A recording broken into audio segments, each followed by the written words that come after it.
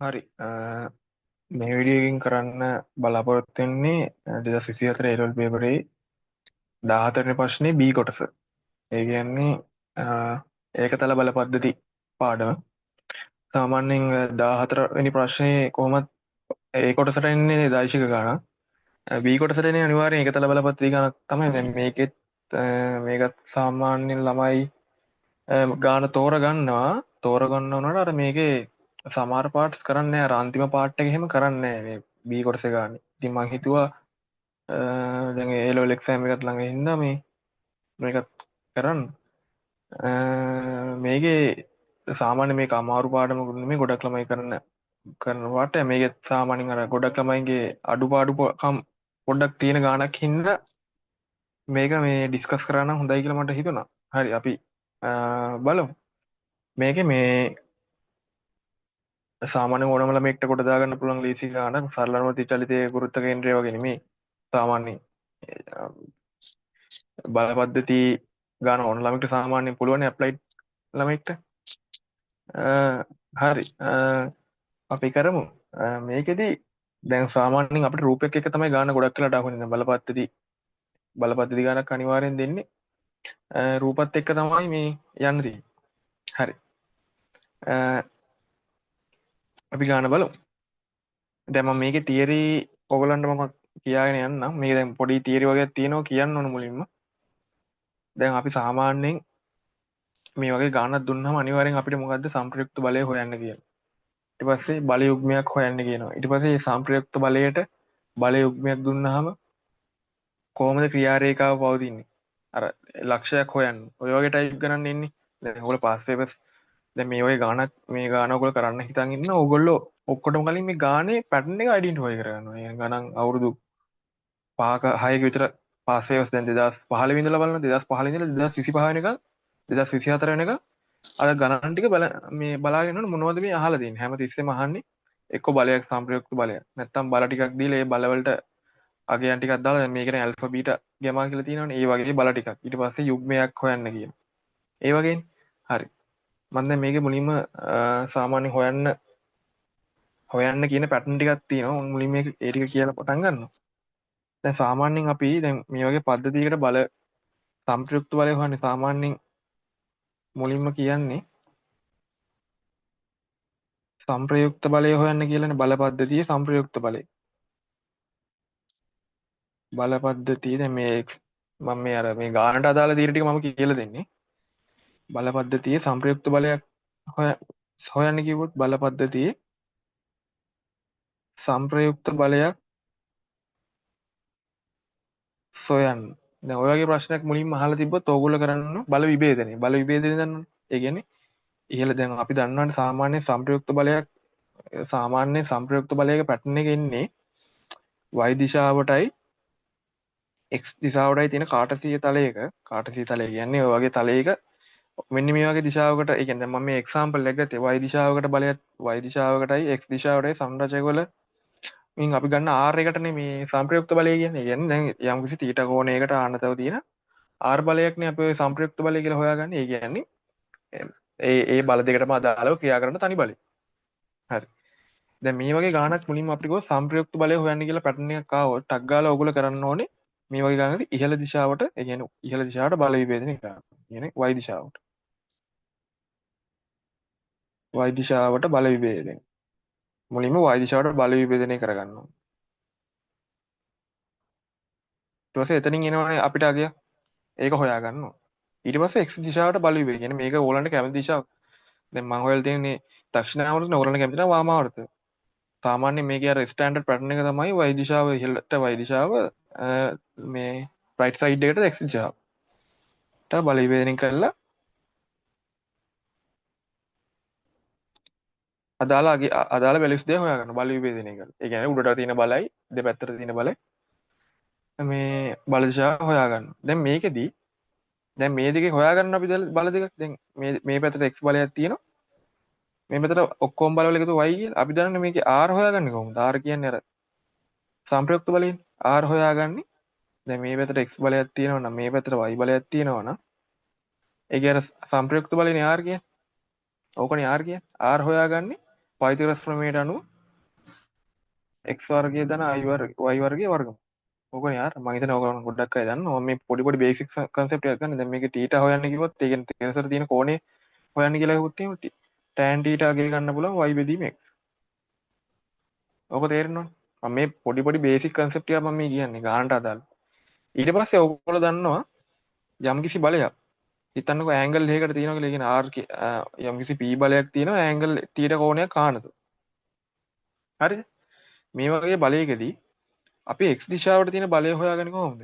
x දිශාවට තියෙන කෝණය ඇතුළට. x දිශාවට කියන්නේ මෙන්න මේ බලය. x දිශාවට තියෙන බලය. x දිශාවට තියෙන බලය ගන්න. x සමානයි p cos θ. ඇතුළට තියෙන බලයනේ p cos θ. දැන් මේ දිශාවට බලය විභේදනය කරන්න කිව්වා.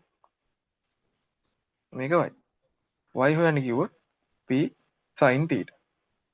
මම හිතන්නේ මේක නම් ගොඩක් අය දන්නවා ඇති. මේ කියන්නේ p p හොයන්නේ දැන් x දිශාවට තියෙන බලය හොයනකොට කෝණය මේ දිශාවට තමයි කියන්නේ කෝණය ඇතුළු දිශාවට තමයි විභේදනය කරන්නේ. y දිශාවට තිබ්බොත් එහෙනම් කෝණයෙන් එළිය දිශාවට. දැන් කෝණය ඇතුළු දිශාවට නම් cos θ. එළිය දිශාවට නම් sin θ. හරි. ඒක මම හිතනවා දන්නවා ඇති කියලා. ඊට පස්සේ දැන් ඊට පස්සේ තියෙනවා දැන් හිතන්නකෝ අපිට තියෙනවා ඔයගොල්ලෝ බල යුග්මයක් කියන්නේ ආගත් මම කියලා දෙනවා. බල යුග්මයක් කියන්නේ මොකක්ද දන්නවද? බල යුග්මයක් කියන්නේ විශාලත්වයෙන් සමාන වූද දිශාවෙන් ප්‍රතිවිරුද්ධ වූද බල දෙකක්. යම්කිසි දී දුරක් වලින් තියෙනවා. හිතන්නකෝ මේක p කියලා. මේකත් p මේකත් p. අනිවාර්යෙන් විශාලත්වයෙන් සමාන වෙන්න ඕනේ. විශාලත්වයේ හා විශාලත්වයෙන් සමාන වූද දිශාවෙන් ප්‍රතිවිරුද්ධ වූ ඒක රේඛීය නොවන බල දෙක. ඒ කියන්නේ එකම රේඛාවේ තියෙන්න බෑ. නොවන බල දෙක. තියෙනවා නම් අනිවාර්යෙන් මේක අපි බල යුග්මයක ගූර්ණය. බල යුග්මයක ගූර්ණය හොයන්නේ p වාරයක්. ඒ කියන්නේ එක බලයක අගය වැඩි කරනවා ඒ දෙක අතර තියෙන ලම්බක දුර. හරිනේ. ඒකත් මම හිතනවා තේරෙනවා ඇති කියලා. මම මේ කෙටියෙන් කියාගෙන යන්නේ. හරිද? ඕක තමයි බල ගූර්ණය හොයන්නේ. දැන් බල ගූර්ණය කියන එකට ක්‍රියා රේඛාවක් නැහැ. ඒ කියන්නේ තියෙන තැනක් නැහැ. බල යුග්මයකට ක්‍රියා රේඛාවක් නැහැ. ඒ කියන්නේ තියෙන තැනක් නැහැ කියලා කියන්නේ. නිශ්චිත තැනක් නැහැ. ක්‍රියා රේඛාවක් නොබවද. හරි? ඔන්න ඔය ටික තමයි පොඩ්ඩක් ඔය බේසික්. ඒ කියන්නේ තියෙන තැනක් නැහැ අපිට ඕන දැන් බල මේ දැන් ගන්නකො දැන් මේ ලක්ෂ්‍ය වට හිතන්නකො බලයක් තියෙනවා කිය. මේ ඒ වට. හැබැයි එතනින් ගූර්ණයක් තියෙනවා. මේ බල යුග්මයක් තියෙනවා. G කියලා බල යුග්මයක් තියෙනවා. එතකොට අපි ගත්තොත් එහෙම මෙතන B කියලා ලක්ෂයක් තියෙනවා. මේ දුර D. මේ කෝණය θ. දැන් B වටා බල ගූර්ණය හොයන්න කිව්වොත් අපි හොයන්නේ කොහොමද? දැන් දන්නවා මේ දැන් මේ පැත්තට තියෙන අපි දැන් ඒකින් මේ පැත්තට තියෙන කෝණය දැන් p නේ. මේ කෝණය θ. එතන උඩ පැත්තට තියෙන කෝණය කොහොමද? p sin θ. මේ කෝණය d. මෙතන b. මෙතන a. හැබැයි මෙයාට බල යුග්මයක ගූර්ණයක් තියෙනවා g කියලා. එතකොට b වටා බල ගූර්ණය හොයන්නේ p sin θ වාරයක් d ධන g. ඇයි ඒකත් වාමාර්ථවනේ තියෙන්නේ? ඒ කියන්නේ g කියන එකට තියෙන තැනක් නැහැ. හරි නිශ්චිත දිශාවක්. ඒ කියන්නේ නිශ්චිත දිශාවක් නෙවෙයි නිශ්චිත ක්‍රියා රේඛාවක් නැහැ. ඒ කියන්නේ තියෙන තැනක් නැහැ. දිශාවක් තියෙනවා. හරි. දැන් බල ගූර්ණය මේ පැත්තට තියෙන යුග්මේ ගූර්ණය මේ පැත්තට තියෙන පුළුවන් මේ පැත්තට තියෙනවා. දිශාවක් තියෙනවා. ක්‍රියා රේඛාවක් නැහැ. එතකොට ඒක දාර්ශනික රාශියක් නෙමෙයි.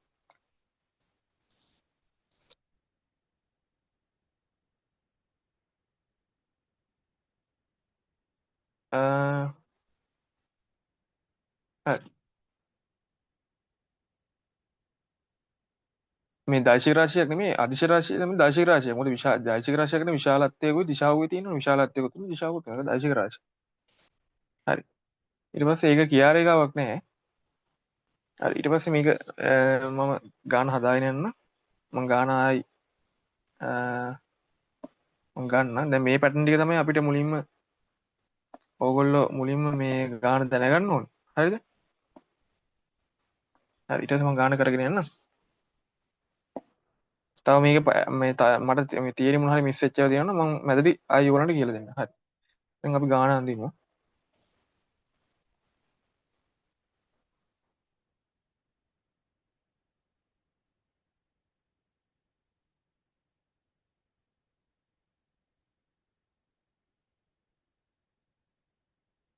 මේ කෝණේ අංශ 60යි කියනවා. මේ කෝණේ A, මේ කෝණේ මේ කිසිසේ B, මේක C, මේක D, මේක A කියනවා.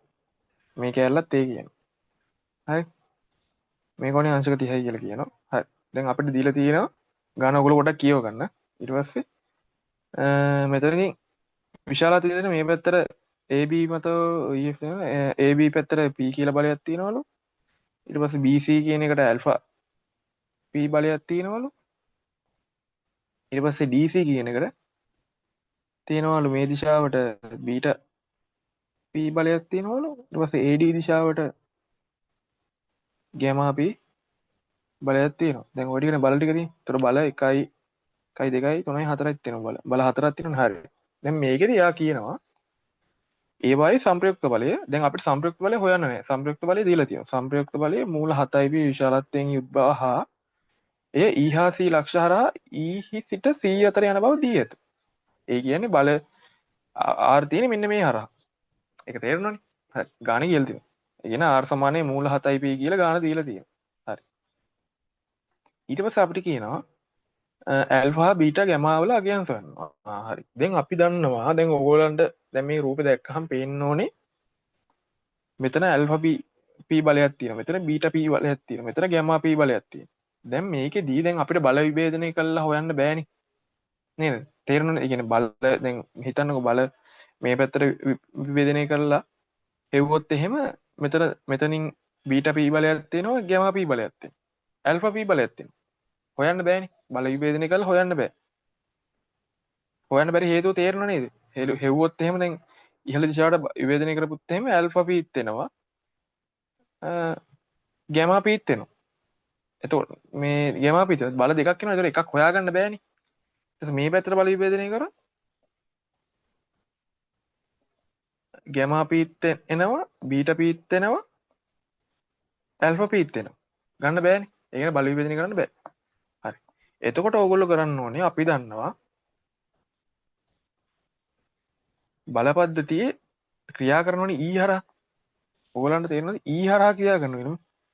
E හරහා ඒ කියන්නේ EC අතරනේ EC අතරනේ බලය කොහොම ක්‍රියා කරන්නේ? EC අතර ක්‍රියා කරනවා කියන්නේම අපි දන්නවා දැන් සංප්‍රයුක්ත බලය යම් කිසි ලක්ෂයක් හරහා ගමන් කරනවා නම් අදාළ ලක්ෂය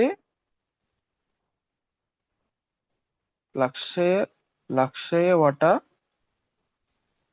බලගූර්ණය සමානයි 0. ඒ කියන්නේ දැන් හිතන්නකෝ E ලක්ෂය වටා මේ පද්ධතිය දැන් E ඉතින් මෙතන E ලක්ෂය වටා R ගමන් කරනවා කියන්නේ E ලක්ෂය වටා තියෙන බලවල බලගූර්ණේ 0 වෙන්න ඕනේ. ඒ කියන්නේ අදාළ ලක්ෂයක් වටා දුරක් නැහැනේ. ඒ කියන්නේ අදාළ ලක්ෂයක් කරා යනවා කියන්නේ මේ බලය ඒ බලයට ලම්බ දුරක් නැහැනේ. ලම්බ දුරක් නැහැ කියන්නේ බිඳුව. එතකොට යුග්මික ගූර්ණේ බිඳුවයි. හරි. ඊට පස්සේ අපි දැන් අපිට ඒක හෙව්වොත් හිතන්නකෝ අපිට දැන් ඒ වගේ ලක්ෂයක් හොයාගත්තොත් දැන් මේ EC පොයින්ට් එකනේ තියෙන්නේ. EC පොයින්ට් එකේ අපි C වටා ගත්තොත් මේ C වටා ගූර්ණය ගත්තොත් මේකෙන් එන්නේ නැහැ මේකෙන් එන්නේ. ඒ කියන්නේ DC පාදයෙන් එන්නේ BC පාදයෙන් එන්නේ. මොකද ඒ හරහා යනවනේ. E ලක්ෂය හරහා යන හින්දා ඒ පාද දෙකෙන් මේ බලගුරුණයක් එන්නේ. එතකොට අපිට මේක කෙලින්ම හොයාගන්න පුළුවන්. මෙන්න මේ කැලල. අල්ෆා p කෙලින්ම හොයාගන්න පුළුවන්. අර්ධ කැපෙන හින්දා. බීටා p ඇල්ෆා p කැපෙන හින්දා. හරි. දැන් අපි ඒ හින්දා අපි හොයා දාගමු C වටා පද්ධතියේ අපි ඒක ලියමු.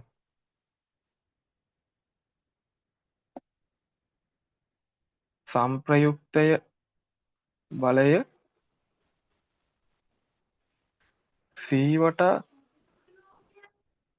C හරහා C ලක්ෂය හරහා ගමන් කරන බැවින්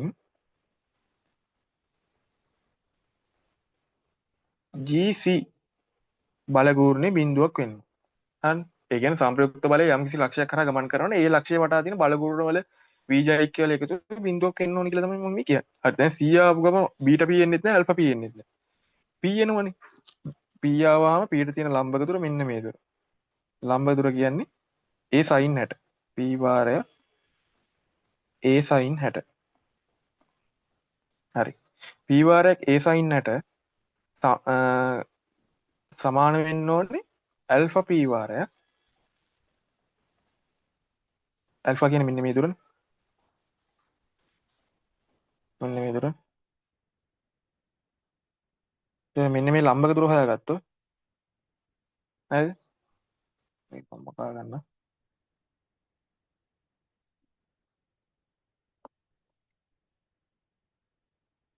මේක හොයාගත්තොත් මෙන්න මේ ලම්බක දුර අපිට ගන්න පුළුවන්. මේ කෝණය අපි දන්නවා අංශක 30යි කියලා. මේ කෝණය අංශක 90ක් කියලා දන්නවා. මේ කෝණය අංශක 60ක් කියලා ගන්න. ඒ කියන්නේ මේ කෝණය අපි හොයාගන්න පුළුවන් නේ D A sin 60 කියලා. හරි. එතකොට අපි දන්නවා ඇල්ෆා P වාරයක් A sin 60. A sin 60ට A sin 60 කියපුව ගමන් ඇල්ෆා කියන්නේ ගැමා කියන්නේ එකයි. අන්න ගැමා හොයාගත්තා. හරි ලේසියි. ඒ concept එක තේරෙනවද? ඒ කියන්නේ දැන් අපිට දැන් බල විභජනය කළා හොයාගන්න බෑ. හොයාගන්න බැරි හේතුව තමයි තුනම ඇල්ෆා එනවා ගැමා ඇල්ෆා බීටා ගැමා තුනම එනවනේ. ඒ කියන්නේ සමීකරණ තුනක් ඕනේ. සමීකරණ දෙකයි අපිට ගන්න පුළුවන්. එතකොට ඒ දෙක එන හින්දා අපිට ඒ දෙකෙන් හොයාගන්න බෑ. ඒ හින්දා අපි කෙලින්ම සංප්‍රයුක්ත බලයක් යම්කිසි ලක්ෂයක් කරා ගමන් කරනවා නම් ඒ ලක්ෂය වටා තියෙන බල ගුරුණ වල VJIQ වල එකතුව බිඳුව. හරි. ඒකෙන් ගැමා හොයාගත්තා. ගැමා හොයාගත්තා. හරි. ඊට පස්සේ අපි දන්නවා දැන් මේකේ අපිට කියනවා අපි ගැම හොයා එකක් හොයාගත්තනේ. එකක් හොයාගත්තා කියන්නේ අපිට සමීකරණ දෙකක් ගත්තා නම් අනිත් දෙක අරගන්න පුළුවන්. හරි.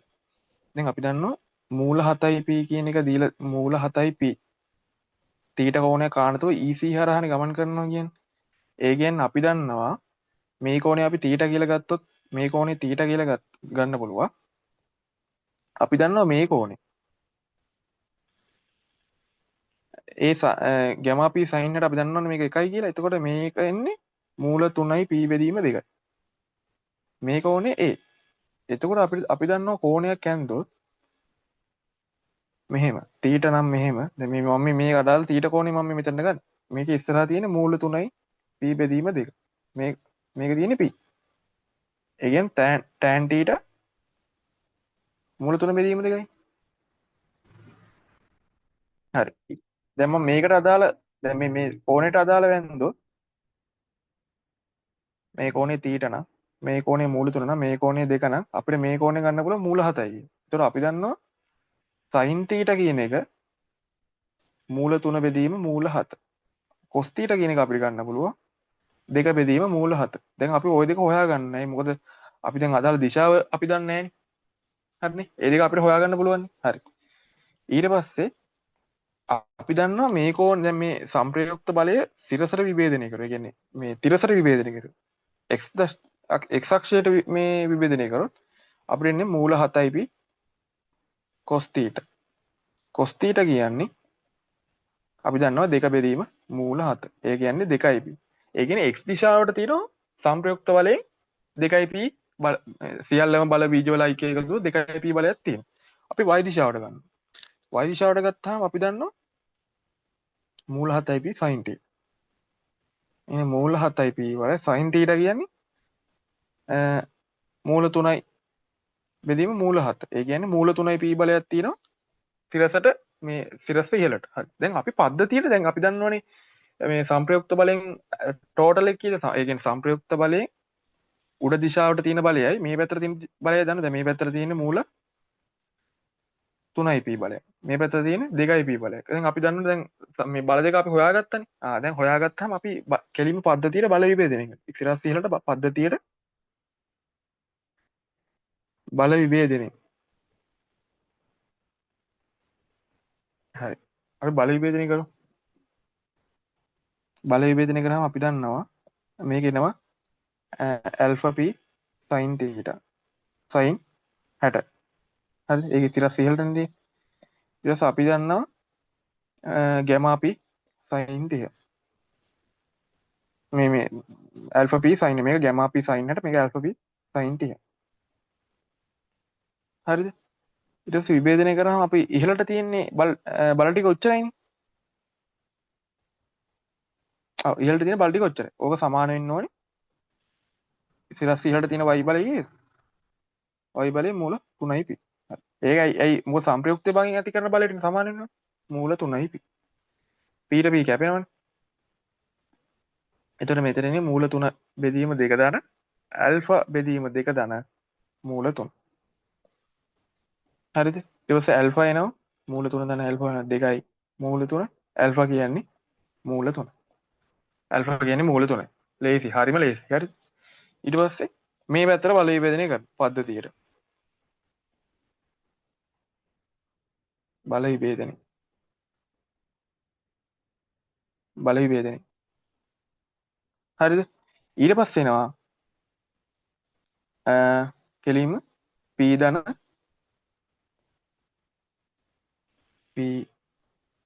p ධන බීටා p ධන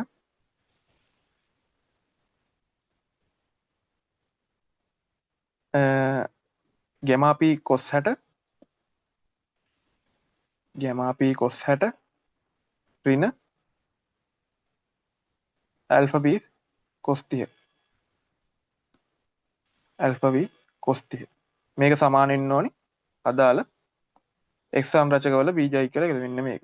හරිනේ. හරිම ලේසි. පොඩ්ඩක් මොලේ කල්පනා කරලා වැඩේ කරගන්න තියෙන ෂේප් එක. හරි. අපි දන්නවා p දන්නවා බීටා අපි දන්නේ නැහැ. ගැමා අපි දන්නවා 1යි කියලා. ඒතකොට මේක p බෙදීම 2යි. ඍණ ඇල්ෆා අපි දන්නවා මූල 3යි කියලා. මූල 3යි p වල මූල 3 බෙදීම 2. වාරයක් 2යි. p ට p කැපෙනවනේ. 1 ධන බීටා ධන භාග ඍණ 3 බෙදීම 2 සමානයි 2යි. හරි. 1 ධන බීටා මෙතනට එනවා 1 සමානයි 2යි. ඒතකොට බීටා එනවා 2යි. හරිද? ඇල්ෆා හොයාගත්තා බීටා හොයාගත්තා ගැමා හොයාගත්තා. හරි. ඔය දැන් ඔය ටික අපිට හොයාගන්න මේ ඇල්ෆා අපි ඇල්ෆා හොයාගත්තා බීටා හොයාගත්තා ඇල්ෆා හොයාගත්තා උඩින් අපි හොයාගත්තා ගැමා. දැන් තුන හොයලා තියෙනවා. හරි. දැන් ඒ වගේ පොයින්ට් එකක් දුන්න ගමන් අපි අනිවාර්යෙන් කරන්නේ මොකද්ද? දැන් සාමාන්‍ය සංප්‍රයුක්ත බලයක් හොයාගන්න කියලා සංප්‍රයුක්ත බලයක් හොයන්න කියලා දුන්නොත් අනිවාර්යෙන් බල විභේදනය කරනවා සිරස්ස ඉහළටයි සිරස්සයි බල විභේදනය කර සංප්‍රයුක්ත බලය සංප්‍රයුක්ත බලය දීලා තියෙනවා නම් සංප්‍රයුක්ත බලය දීලා අදාළ බල හොයන්න කියලා තිබ්බොත් ඕගොල්ලෝ කරන්න ඕනේ ගූර්ණ මූලධර්ම. ඒ කියන්නේ ගූර්ණේ දාන්න තියෙනවා. ඒ කියන්නේ ලක්ෂ දෙකක් කරා යනවා කියලා තියෙනවා නම් අදාළ ලක්ෂ දෙකක් කරා යනවා කියලා දීලා තියෙනවා. දැන් හිතන්නකෝ A B හරහා යනවා කියලා දීලා තියෙනවා නම් A ලක්ෂය වටා ගූර්ණයයි B ලක්ෂය වටා ගූර්ණයයි තමයි ගන්න ඕනේ. දැන් ඒ දෙක ගන්නකොට ඒ ලක්ෂ දෙක තෝරගන්නකොට ඕගොල්ලෝ කල්පනා කරලා බලන්න ඕනේ එක බලයක් කොහොමද හොයාගන්නේ කියලා. තනි බලයක්. දැන් මේකේ ගැමා ඇල්ෆා ගැමා බීටා කියලා දීලා තියෙනවනේ. දැන් මේ මෙතන මම E ලක්ෂය වටා හෙව්වනම් E ලක්ෂය වටා හෙව්වනම් මට හොයන්න බෑනේ. මොකද ඇල්ෆාත් එනවා බීටාත් එනවා ගැමාත් එනවා.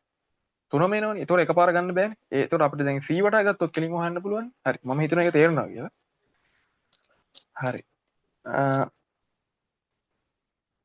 ඊට පස්සේ අපිට හොයන්න කියලා තියෙනවා. දැන් පද්ධතියේ බල යුග්මයක් එකතු කරන්නේ නව බල පද්ධතියේ සංප්‍රයුක්තයේ ක්‍රියාරේඛාව F ලක්ෂය හරහා යන පරිදි. F ලක්ෂය හරහා යනවා කියලා දීලා තියෙනවා. දැන් කලින් E ලක්ෂය වටානේ යන්නේ. හරි. ඊට පස්සේ දැන් ඊට පස්සේ අපින් අහනවා එකතු කළ බල යුග්මේ ගූර්ණය සොයන්න. දැන් මේක පොඩි තියරි කැලලක් තියෙනවා. දැන් අපි යම් කිසි හිතන්නකෝ දැන් A ලක්ෂයේ P කියලා බලයක් ක්‍රියා කරනවා. A ලක්ෂය. හරිද? මේක A ලක්ෂය. හරිද? ඕක A ලක්ෂය. මේකට මේ දැන් මේ P කියන බලයක් දැන් A ලක්ෂය වටා උඩට ගියා ගන්න. මම මේකට දෙනවා ගූර්ණයක්. වාමාවර්ත වගේ ගූර්ණයක් දෙනවා. වාමාවර්ත ගූර්ණයක් දෙනවා කියලා හිතන්න. මේ පද්ධතිය අවසානයේදී ඒ ලක්ෂයෙන් ටිකක් ඈතට ගිහිල්ලා ඒ කියන්නේ ඒ ලක්ෂයේ ඉන්නේ නැතුව වෙන ලක්ෂයකට ගිහිල්ලා මේ බලයේ විශාලත්වය වෙනස් වෙන්නේ නැතුව මේ ඒ ලක්ෂයෙන් එහා තියෙන B ලක්ෂයකට ගිහිල්ලා සමතුලිතතාවයේ පවතින. සමතුලිතතාවය නෙමෙයි B ලක්ෂයකදී පවතින.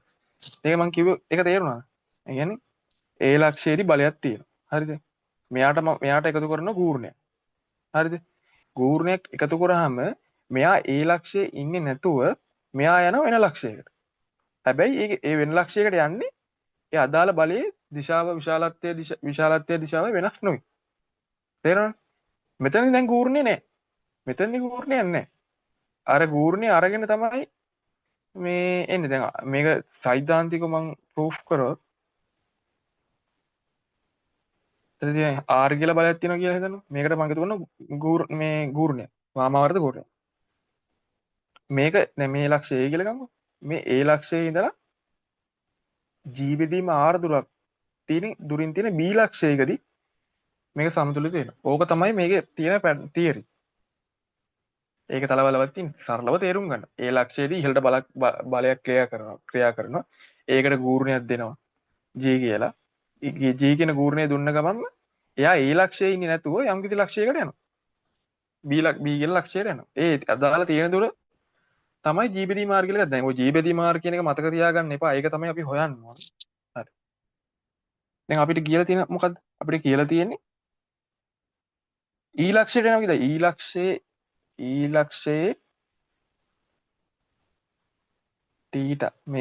මේක මූල 7යිනේ. මූල 7යි p කියන බලයට යම් කිසි ගූර්ණයක් දීලා ඒක අරන් යනවලු F ලක්ෂයකට. ඒ කියන්නේ මෙතනට අරන් යන. මේක ඇලෙයි මේක ඇල F. ඒ කියන්නේ මේ දුර කීයද? F ලක්ෂයට අරන් යනවා. දැන් අපෙන් අහන්නේ ගූර්ණය. තේරුණා නේද? අර මං කිව්ව පැටර්නේ මං කිව්වේ තියරි ඔක. ඒක දිශාව වෙනස් වෙන්නේ නැහැ. බල F ලක්ෂයකට ගියා කියලා ඒ බලයේ විශාලත්වයවත් දිශාවත් වෙනස් වෙන්නේ නැහැ. අර ගූර්ණයේ හින්දා ඒක තල්ලු කරනවා එහා left side එකට හරි right side එකට හරි. ඒක වෙනස් වෙනවා. හරි. තල්ලු වෙන දිශාව වෙනස් වෙනවා. එක්කෝ ඒක left side එකට වෙන්න පුළුවන් right side එකට වෙන්න පුළුවන්. හරි. දැන් මේකේ F වලට යනවා කියලා තියෙනවනේ ගාන. දැන් අපි මුලින්ම දානවා